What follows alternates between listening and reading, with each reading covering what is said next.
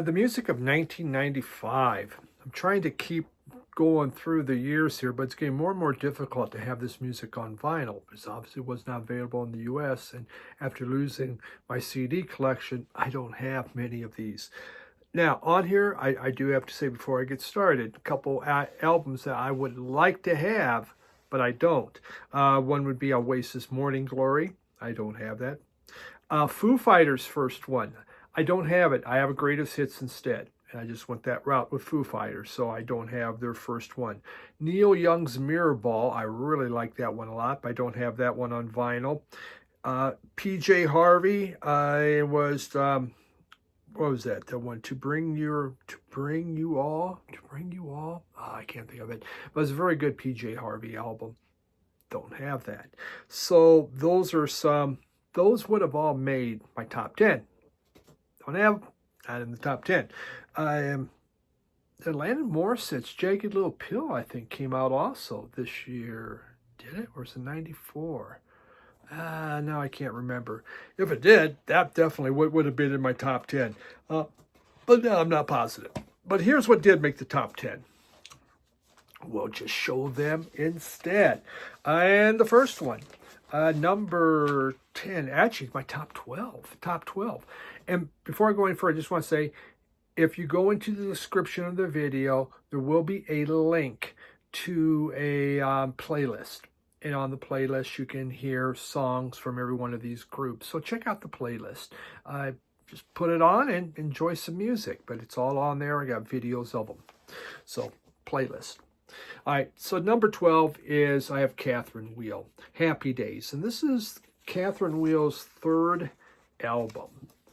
And Katherine Wheel was a shoegaze group until this album.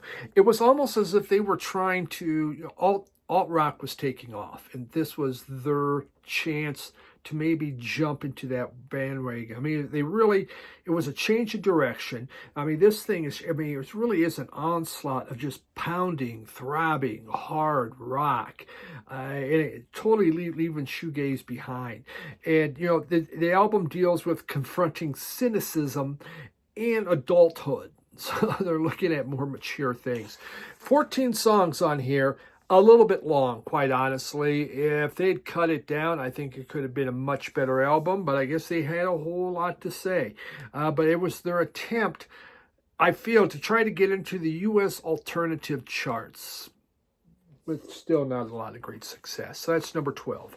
Number 11, it's not gatefold, so this will leave that on. Rancid, and it is And Out Come the Wolves. What a fun album this was. I remember coming out. It was kind of exciting. This drew really heavily on the sounds of The Clash and the Specials. Of course, it had the hit on here, Time Bomb, which was their tribute to Two Tone Records. Offspring, when the Offspring came out with their kind of punk album, it had a lot of success. Keep Them Separated. And so it created a bidding war for other groups. This was one of the groups. There was a huge bidding war going for Rancid. But they wound up sticking with their label Epitaph, which was pretty cool. I'm sure they could have got more money.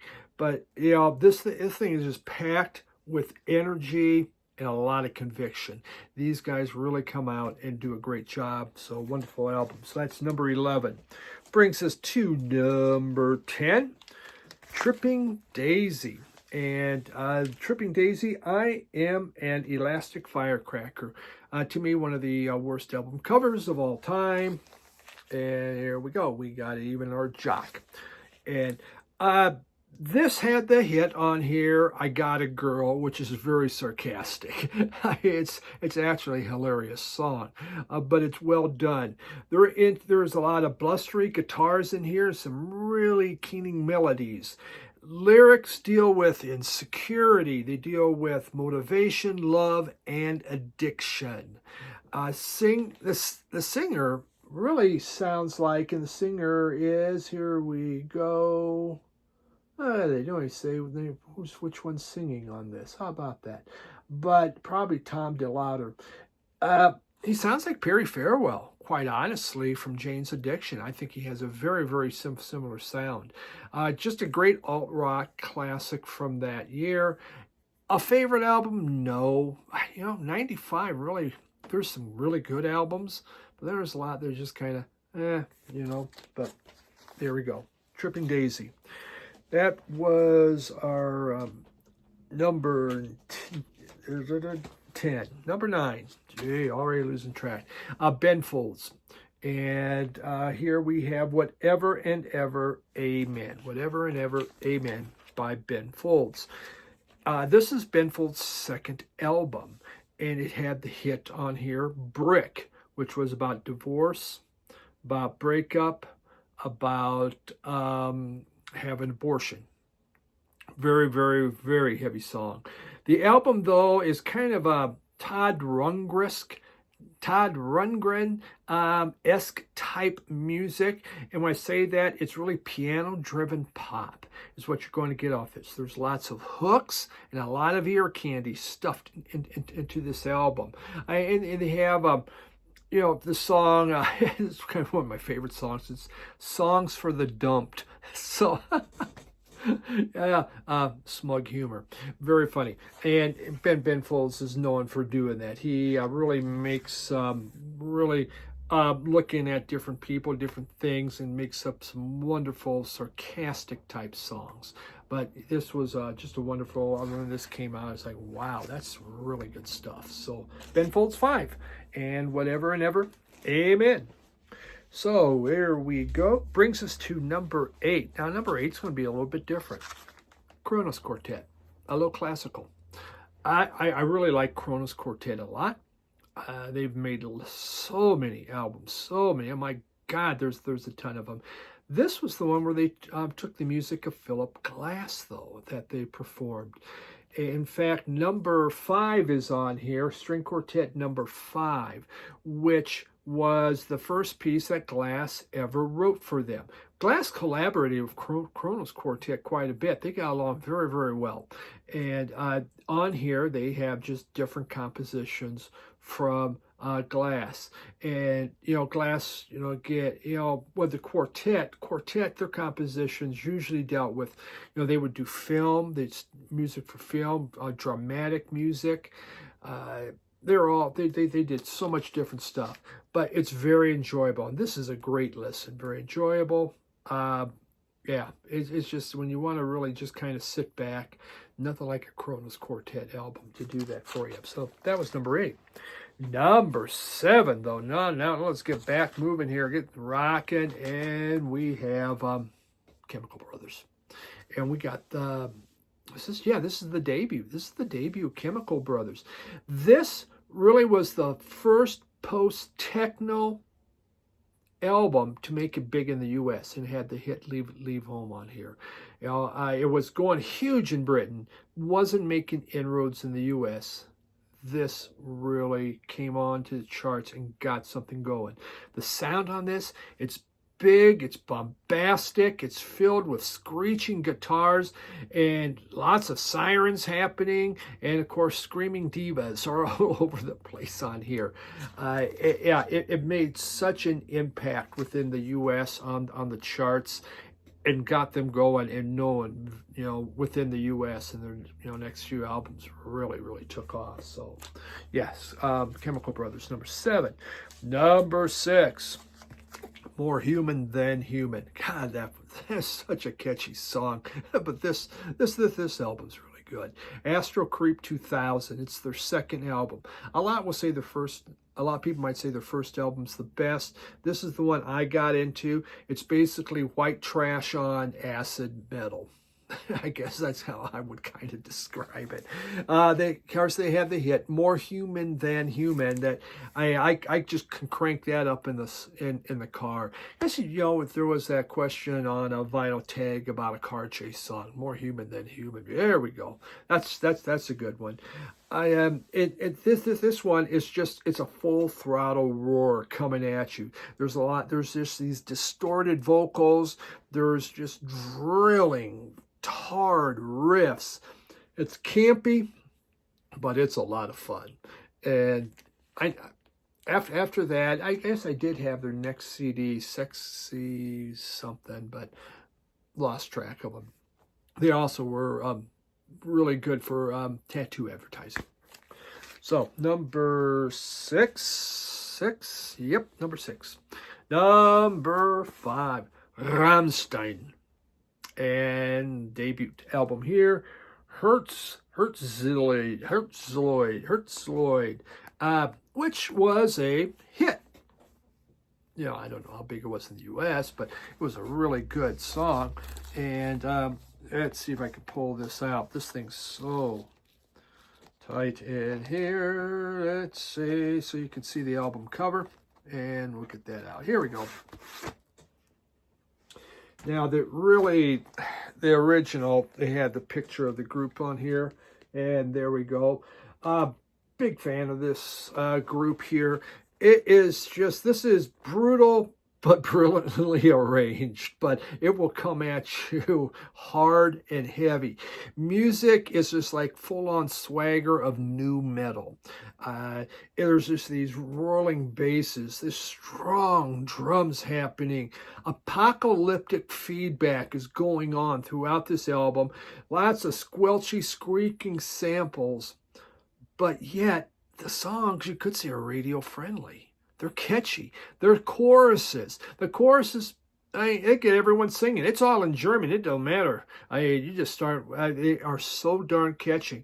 There's a power ballads on here, but they're power ballads. I'm not a big power ballad person. Rammstein, I like their power ballads. Really, really good. Industrial metal at its finest. And, you know, from here, things began to take off of Rammstein. Also, they know how to do fire tricks better than anybody else. It's amazing they haven't blown themselves up. To number 4. And we have Moby, Everything Is Wrong. This is his 5th album.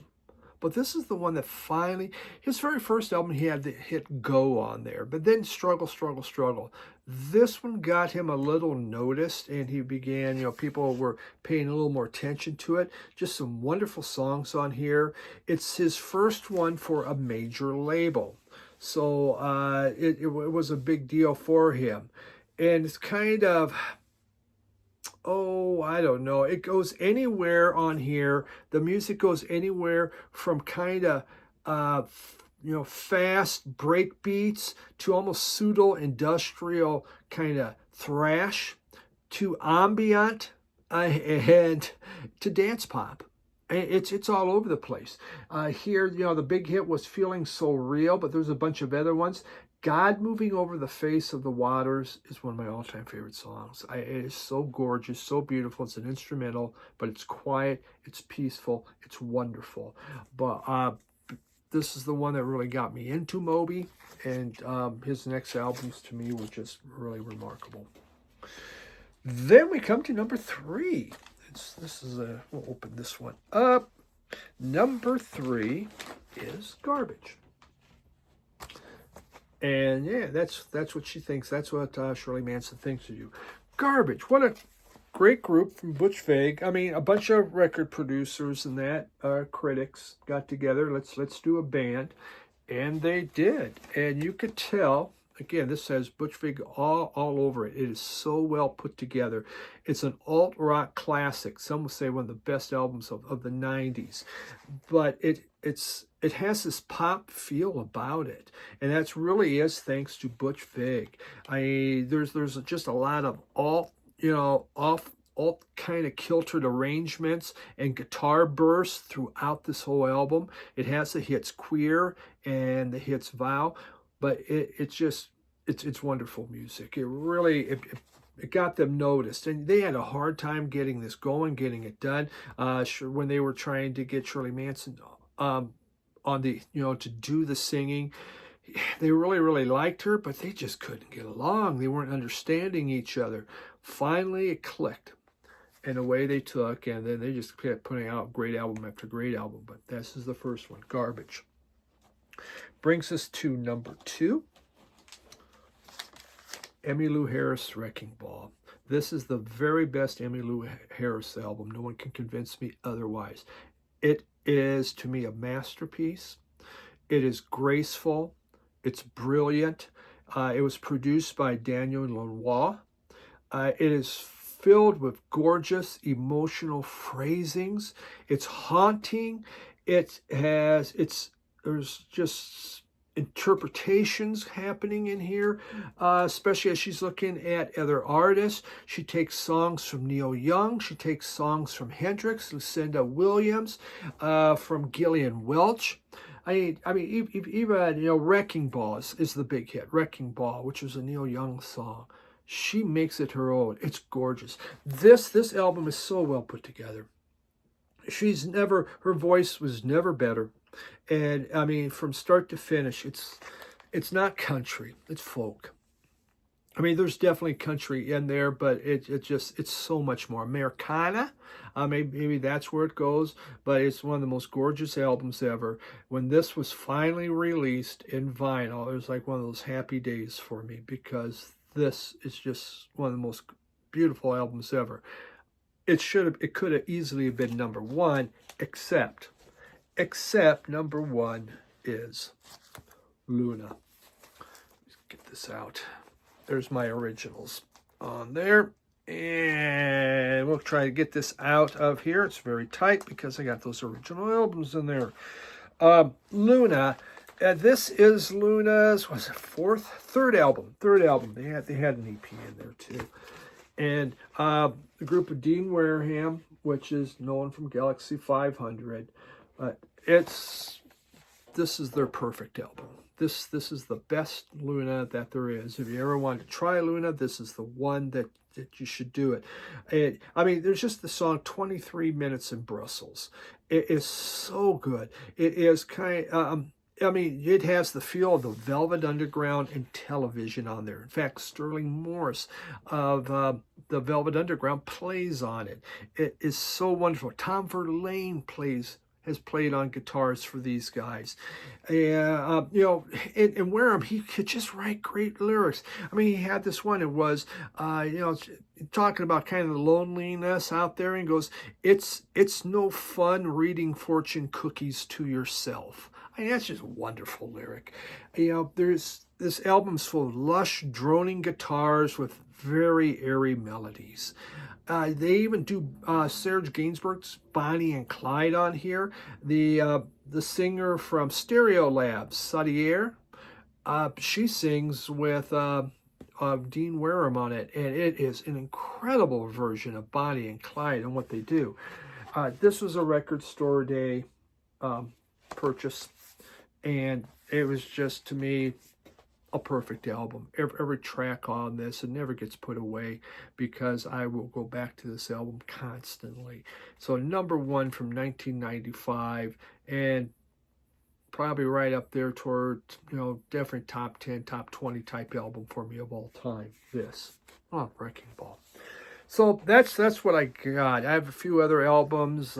Didn't show them that made it. I know I had Hum. There's the Caius. The recording's so bad on it. But 95 was a little lean year, but some of my all-time favorite albums are in there. Overall, though, it wasn't as big. 96, I'm working on. Eventually I'll probably stop this until I get into we'll see how it goes. Thanks for hanging out and seeing this. Please check out the playlist if you want to hear what some of these groups sound like, or just some cool music, because it is pretty good. Thank you, everyone. Bye.